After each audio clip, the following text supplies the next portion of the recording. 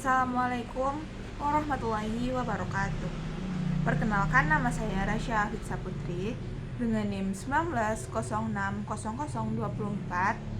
Nah, pada kesempatan kali ini saya akan menjelaskan mengenai mata kuliah Ekonomi Pembangunan 2 dengan meresume bab 11 dengan judul Perumusan Kebijakan Pembangunan serta Peranan Pasar, Negara, serta Masyarakat.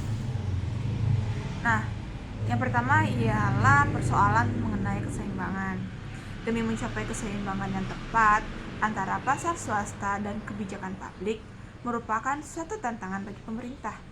Pada tahun-tahun awal pembangunan pasca Perang Dunia II dan dekolonisasi, pandangan bahwa negara merupakan pendukung pembangunan yang baik hati begitu mendominasi, setidaknya secara implisit. Namun, secara catatan korupsi, tata kelola yang buruk, dan negara yang gerogoti oleh kepentingan pribadi, ini banyak di negara berkembang telah membuat pandangan ini telah memudar. Dan belakangan ini, pandangan negatif terhadap pemerintah sangat mendominasi, tetapi lebih didasarkan pada teori ketimpangan, fakta, dan gagal menjelaskan pentingnya peran konstruktif yang dijalankan pemerintah di banyak pengalaman pembangunan yang berhasil. Materi yang kedua ialah mengenai perencanaan pembangunan, yaitu konsep dan logika. Perencanaan nasional secara luas diyakini memberikan mekanisme keseimbangan dan organisasional yang penting, yang mungkin satu-satunya guna mengatasi hambatan utama pembangunan dan menjamin tingkat pertumbuhan ekonomi yang tinggi dan berkelanjutan. Untuk mengejar kepentingan dari ketertinggalan dari para penjajah, negara-negara miskin diyakinkan bahwa mereka memerlukan perencanaan nasional yang menyeluruh. Akan tetapi, kerangka kerja kebijakan pembangunan yang komprehensif dapat memainkan peran penting dalam mempercepat pertumbuhan, mengentaskan kemiskinan, serta mencapai sasaran pembangunan manusia. Nah, hakikat dalam perencanaan pembangunan. Perencanaan ekonomi bisa diartikan sebagai upaya yang dilakukan secara sengaja oleh pemerintah untuk mengkoordinasikan pembuatan keputusan ekonomi jangka panjang, serta untuk mempengaruhi, mengarahkan dalam kasus-kasus tertentu, serta untuk mengendalikan tingkat dan pertumbuhan variabel-variabel ekonomi pokok dari suatu negara demi tercapainya tujuan pembangunan yang telah ditetapkan. Proses perencanaan dapat digambarkan sebagai pelaksanaan di mana pemerintah awalnya memilih sasaran sosial, lalu menetapkan berbagai target dan akhirnya menyusun kerangka kerja untuk diimplementasikan, dikoordinasikan, serta pemantauan secara rencana pembangunan. Selanjutnya, perencanaan dalam negara-negara berkembang dan sistem perekonomian campuran. Sebagian besar rencana pembangunan dirumuskan dan dilaksanakan dalam kerangka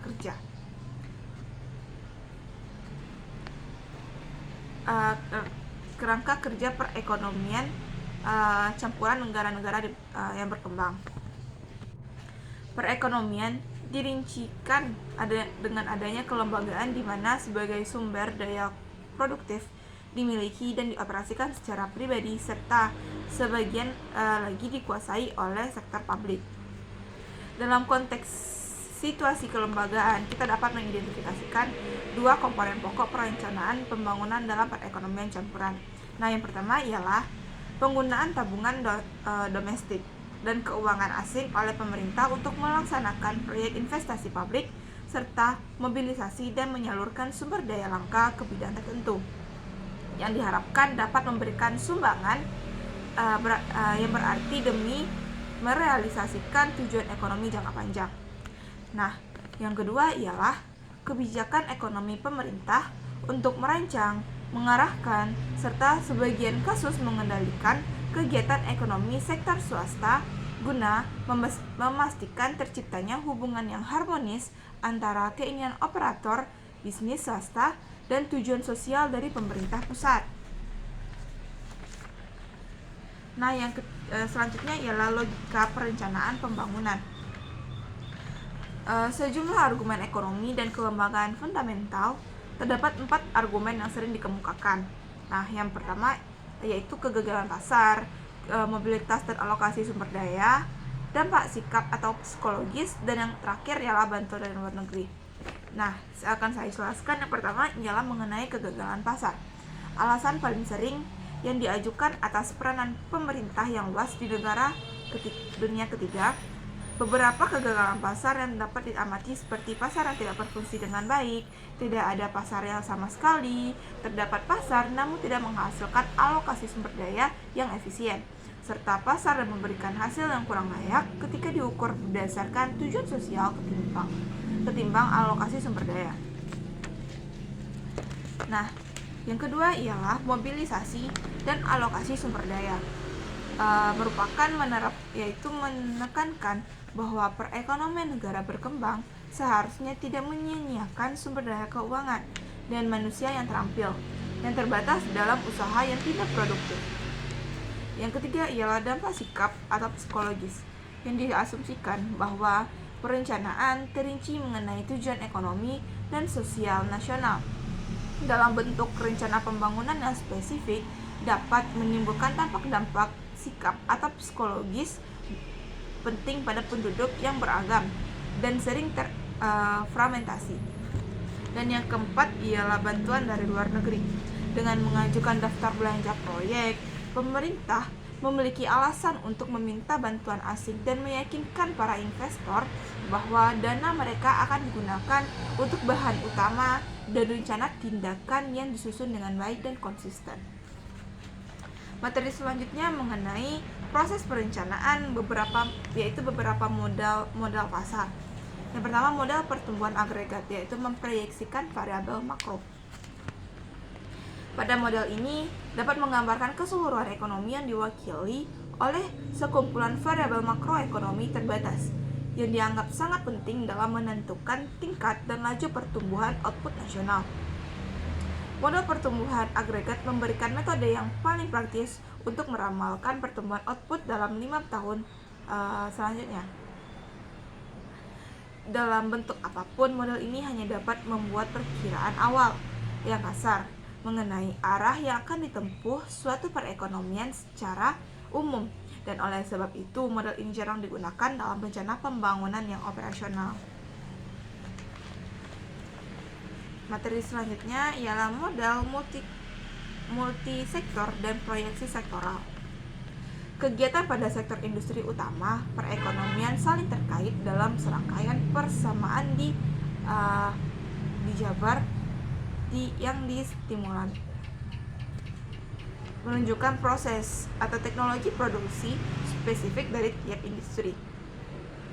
Semua industri dianggap baik sebagai produksi output maupun sebagai pengguna input dari industri lain. Dampak yang diakibatkan oleh kebijakan kemudian diasumsikan dengan menggunakan program komputer yang standar. Akan tetapi pendekatan ini mungkin membuat kebijakan untuk mempertimbangkan kemungkinan reaksi dari konsumen dan perusahaan terhadap kebijakan yang alternatif, yang sedang dipertimbangkan oleh alih-alih berasumsi bahwa mereka akan berperilaku seperti pada masa sebelum kebijakan baru ditetapkan. Yang selanjutnya ialah penilaian proyek dan analisis biaya manfaat sosial. Sebagian besar keputusan operasional harian mengenai alokasi dana investasi pemerintah yang terbatas didasarkan pada teknik analisis hubungan intelektual dan operasional. Antara ketiga teknik perencanaan utama ini tidak diabaikan. Model pertumbuhan makro menyusun strategi secara luas, analisis input memastikan adanya rangkaian target sektor dan yang konsisten secara internal, serta penilaian proyek dirancang untuk memastikan terciptanya perencanaan proyek individual yang efisien pada setiap sektor.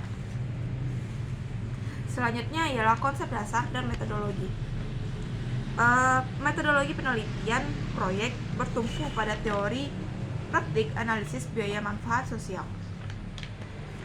Gagasan dasar analisis biaya manfaat untuk menentukan nilai proyek yang melibatkan pengeluaran publik sangat penting untuk menimbang keuntungan ataupun kerugian bagi masyarakat secara keseluruhan. Apabila biaya manfaat sosial berbeda dengan manfaat dan biaya pribadi, maka keputusan investasi yang hanya didasarkan pertimbangan probabilitas komersial mungkin akan dipandang sebagai keputusan yang salah dari sudut pandang kesejahteraan masyarakat yang seharusnya menjadi perhatian utama dari pemerintah. Selanjutnya ialah penetapan tujuan. Dengan banyaknya kesulitan untuk meningkatkan nilai numerik atas hal yang seperti persatuan nasional, kemandirian bangsa, stabilitas publik, modernisasi, dan kualitas hidup, perencanaan ekonomi biasanya mengukur nilai sosial dari suatu proyek berdasarkan tingkat kontribusinya terhadap aliran neto dari barang dan jasa masa depan dalam perekonomiannya, yaitu berdasarkan dampaknya terhadap tingkat konsumsi secara masa depan. Perhitungan harga bayangan dan tingkat diskonto sosial. Inti dari analisis biaya manfaat sosial yaitu perhitungan atau perkiraan harga yang digunakan dalam menentukan nilai manfaat yang sebenarnya serta besaran biaya yang sebenarnya. Terdapat berbagai alasan meyakini bahwa di negara berkembang hanya pasar input dan output tidak memberikan jaminan manfaat dan biaya sosial yang sesungguhnya. Nah, terdapat 5 alasan yang sering dikemukakan. Yang pertama ialah inflasi mata uang yang dinilai diterapkannya terlalu tinggi. Yang kedua, tingkat upah, biaya modal, dan pengangguran. Dan yang ketiga, tarif, kuota, subsidi, dan subsidi impor. Yang keempat, keterbatasan tabungan. Dan yang kelima ialah tingkat diskonto sosial. Selanjutnya ialah pilihan proyek. Beberapa kriteria keputusan. Mereka perlu menggunakan sebuah kriteria keputusan untuk diikuti. Biasanya ekonom sangat menganjurkan pembangunan aturan NPV dalam pemilihan proyek investasi, yaitu proyek yang seharusnya dipilih ataupun ditolak berdasarkan NPV positif atau NPV negatif. Pendekatan ini telah digunakan secara luas untuk mengevaluasi investasi pendidikan. Nah, kesimpulannya, modal perencanaan dan konsistensi perencanaan. Proses perumusan perencanaan yang komprehensif dan terinci tentu lebih rumit dibandingkan yang telah diuraikan dengan pendekatan 3 tahap di atas, yang memerlukan suatu mekanisme dialog dan umpan balik yang konsisten antara para pemimpin nasional yang menetapkan prioritas dengan para perencana, ahli statistik, peneliti, dan para pejabat departemen ataupun kementerian. Nah, materi yang selanjutnya ialah kegagalan pemerintah dan preferensi atas barang alih-alih perencanaan.